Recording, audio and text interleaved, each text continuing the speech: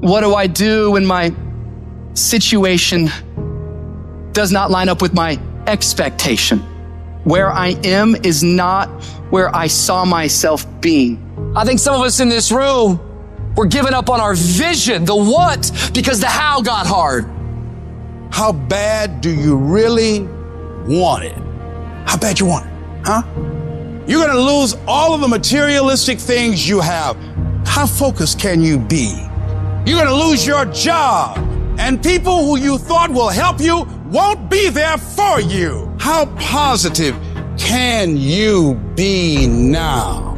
The greatest opportunities require the most grit. If you want more from life, be prepared to pay for it. I wish I could tell you I just woke up one day and I just made up my mind to live a life full of joy. That's not what happened. I had to open the closet. That closet that I had been stuffing pain and fear and failure and depression in my whole life. I had to open up that closet. I had to stare it all dead in the face. I had to cry. I had to go half crazy. I had to embrace that trauma and accept the darkness.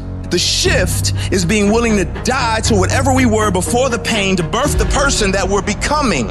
And you got to believe even if there's no reason to believe. When you see those things that you've been working on just crumble in your face, you still got to believe. When friends who should be a source of strength and encouragement, relatives who should be there to inspire you and motivate you and tell you you can't do it, you still got to believe.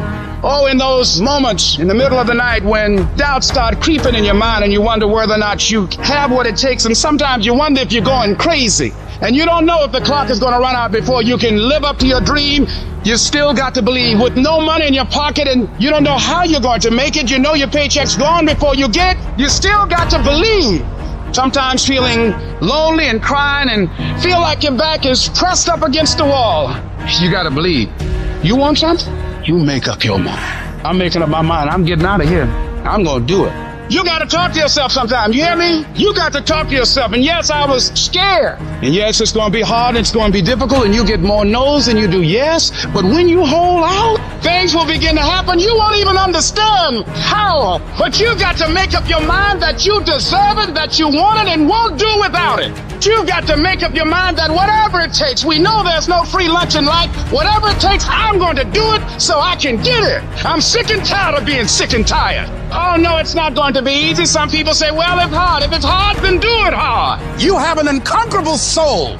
You can stand up inside of yourself. You've got to learn to stand up to yourself inside yourself and short circuit, override that conversation that's always going on. 85% of what that conversation will tell you is negative. It will tell you you're tired when you really are not tired. It will tell you you can't do it. It will fill you with fear. So you've got to watch that conversation. And when you find it going on, you've got to stand up to it and say, shut up! I'm going to do this anyhow. I'm afraid, but I'm afraid not to do it. And I'm not going to let you stop me. You need to be aggressive. You need to be demanding. You need to be in control. You need to be decisive. You can't tell me no. I work too hard. I get up too early. I stay up too late. You can't tell me no. Play your hand, doggone. Play your hand. You are alive. Stop crying about your hand and stop wishing you had another one. Play your hand. You got it going on. You don't. You can do it. I can because I have the ability to do it. I got what it takes. I will because I'm strong and I can overcome any obstacle. I must, because they count on me. I dare you to find the strength. I dare you to stand up and show them that there's no stopping you. They asked Thomas Edison, say, how did you continue to go on? How did you motivate yourself after failing over 10,000 times and inventing the light bulb? He said, I didn't fail 10,000 times. I found 10,000 ways that did not work. You know, you're here today, you're gone today. You can't get out of life alive, so start living it with a sense of urgency and live it on your terms. You don't know what you can't do. Don't let this negative world get to you. Don't let it win.